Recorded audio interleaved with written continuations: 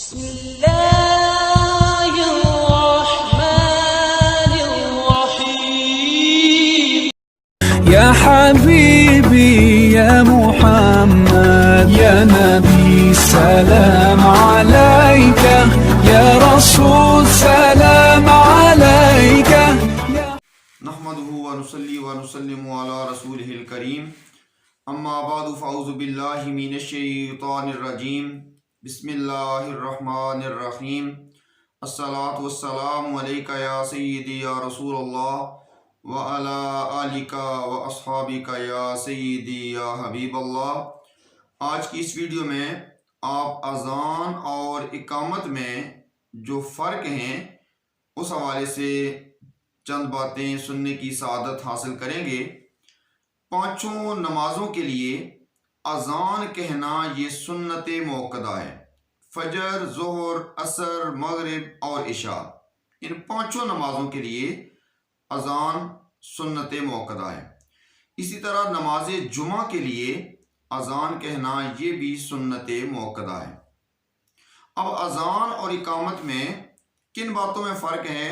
پہلا فرق یہ ہے کہ اقامت میں حی علی الفلاح کے بعد 2 مرتبہ قد قامت الصلاۃ قد قامت الصلاۃ یہ کلمات کہے جاتے ہیں، جس کا معنی ہے جماعت کھڑی ہو گئی، جماعت کھڑی ہو گئی۔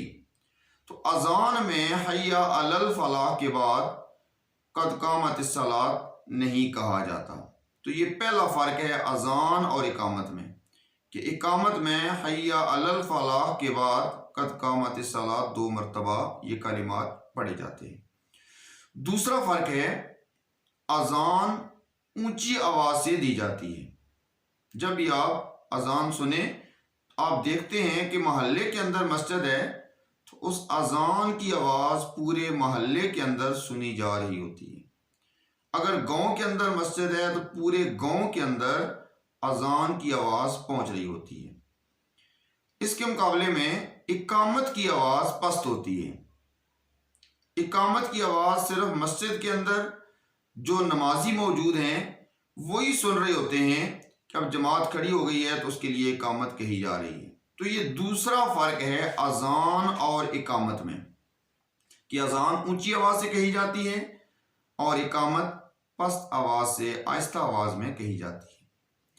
تیسرا فرق ہے اذان اور اقامت کے کلمات میں، کہ اذان کے کلمات ٹھہر ٹھہر کر آہستہ آہستہ ادا کیے جاتے ہیں اور اقامت کے کلمات جلدی جلدی تیز تیز ادا کیے جاتے ہیں۔ تو یہ تیسرا فرق ہے اذان اور اقامت میں۔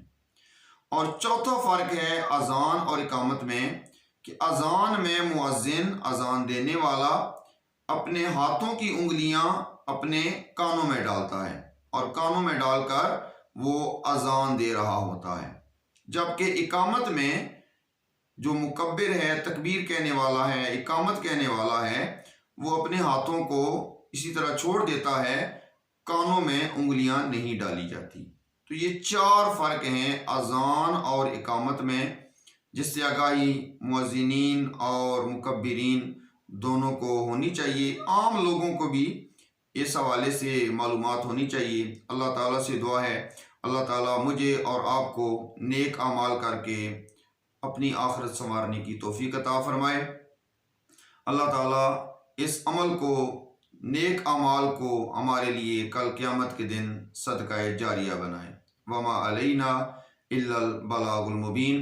آپ حضرات سے گزارش ہے کہ آپ اس ویڈیو کو آگے دوسرے لوگوں تک شیئر کریں، تاکہ جس طرح آپ نے استفادہ کیا ہے باقی لوگ بھی اس سے فائدہ اٹھا سکیں اور ان مسائل سے آگاہ ہو کر مزید اپنے علم میں اضافہ کر سکیں۔ اللہ تعالیٰ مجھے اور آپ کو عمل کرنے کی توفیق عطا فرمائے۔ جزاکم اللہ خیرہ۔